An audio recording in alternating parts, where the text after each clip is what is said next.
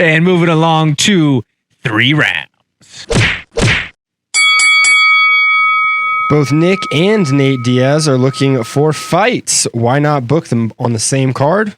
And what is the holdup? I mean, you can't just book them on the same card. I mean, there's a huge timing element that comes into this. Who really is... I disagree. Who's Nick gonna fight? The dude's eligible for AARP. Like, who really do you want to see Nick fight? I mean, there's older guys in the division. Older guys than him in the division. I mean, who've been active. If Nick... More active. That's where I will say that is if Nick really wants to fight, I want to see Nick fight again, because who am I really to say, like, oh, you can't tell, because it's not like, he's been flatlined and separated from consciousness time after time like some of the other fighters who we say, no, they should not fight again. Yeah. For Nick, I think it's a thing of, okay, Nick, do you want to fight, or are you needing to get back in there because of, maybe a financial situation or whatever else? I think that if Nick truly wants to fight, then yes, we should get him back in there. And then to top that off, can you imagine the fanfare and the numbers that would do? You could have that even as a non-title pay-per-view. You could have that if you stack that card as a Diaz pay-per-view with Nate and Nick on that main card. Josh, that will do well over $1.25 million buys. I have no doubt in my mind the fanfare that would come about from fight week. You stack that card up and do it the right way. Josh, I don't see why you don't take advantage of a situation like that and capitalize on the moment, one, for the both of them, and then two, for the overall prosperity of the promotion. You're going to drive so much interest and so many eyes to the UFC and everybody else who's on that card just from those two names alone. It would be a travesty not to do it. I'm right there with you. Even though he is still under contract with the UFC, current heavyweight champion Francis Ngannou made an in-ring appearance with Tyson Fury this past weekend. Were you surprised by that? Guys, did you see what Tyson Fury did with a padded glove and an uppercut?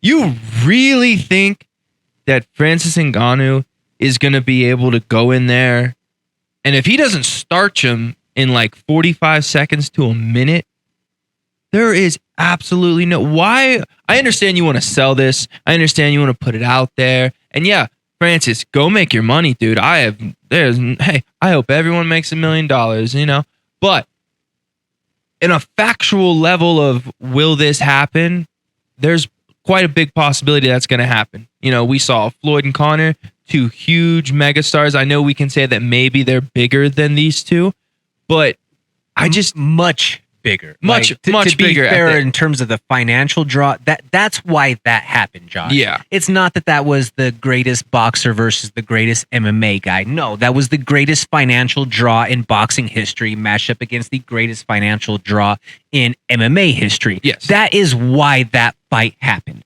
That is why that fight made sense for it to go through at that time.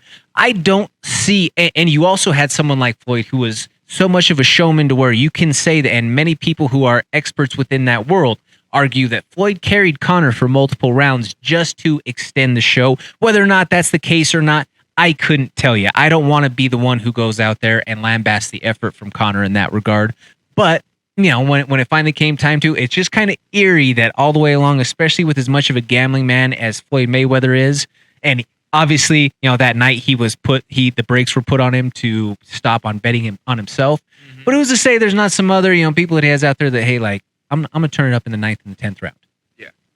Because how many times has Floyd closed the frame out in around that 10th round mark? You know what I'm saying? Yeah. Like, is that just finally when he is able to wear them down and finds the kill? Or is it just that, okay, like, I'm going to put on a show and I'm going to make sure that I keep on giving you reasons to come back and watch me. I'm not the most entertaining or exciting fighter anymore, but I need you to come in and be interested. Yeah. So if I give you 9 to 10 rounds to watch and maybe a couple of flurries, okay, that's not going to be the situation with this fight.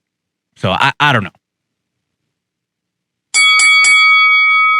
Dan Hardy is reportedly coming out of retirement to box Diego Sanchez. What are your thoughts on that matchup? Hate it.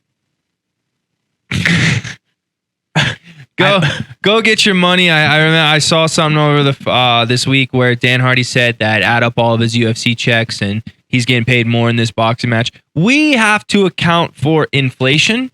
And I remember I was speaking on I kind of know around the ballpark of what those guys back in those times were getting, like in the before times of the UFC, you know. But hey, go get your money. You're going to go box another old guy. I hope you guys have a fun time. I hope you make a lot of money. And I hope that you don't get damaged because I'm a fan of both of them. And, you know, why not go and do something you love and make some money while you're at it? Listen, Dan Hardy retired 10 years ago for medical reasons. 10 years ago. Now, if he's able to healthily make the comeback, that's fine. But he was also predominantly more of a kickboxer. So him going into the boxing world and the striking venture, fair play. Fair. I don't want to see Diego just box. I don't give a rat's ass who it's against. I don't want to see Diego just box. That is Wait, hold on. Are we going to have to pay for this? Oh, you guarantee you're going to have to pay for this. I'm not paying for it, but I'll watch it. And just like that, folks, we are all out of time. One last time on the way out, make sure that you join us at the watch party we are throwing for UFC 274 at the bar at Plaza 38, located at 3550 West 38th Avenue and Unit 98. That is here in Denver, Colorado. I'm Jordan Kurtz. You can follow me along at Comments from the Peanut Gallery. Follow my man Josh Fremd at Josh Fremd MMA. Make sure that you smash that subscribe button down below. We want to give a thank you to Danny Bailey behind the glass, making sure that we are on track. We also want to give a thank you to everybody there at the Taco Colorado, Anthony and Ryan. Thank you guys so much for everything you do for us. This is the Taco Colorado presented to you by, this is the MMA plug presented to you by the Taco Colorado on 98.1 FM, Mile High Sports Radio. Thank you so much for watching. Please hit that like, share, and subscribe button. That helps us continue to produce this original MMA content and bring it for you every single week. Tune in to the MMA plug presented by DenverSportsBetting.com on 98.1 FM, Mile High Sports Radio on Wednesday nights from 6 to 7 p.m. or live stream at DenverSportsBetting.com/radio.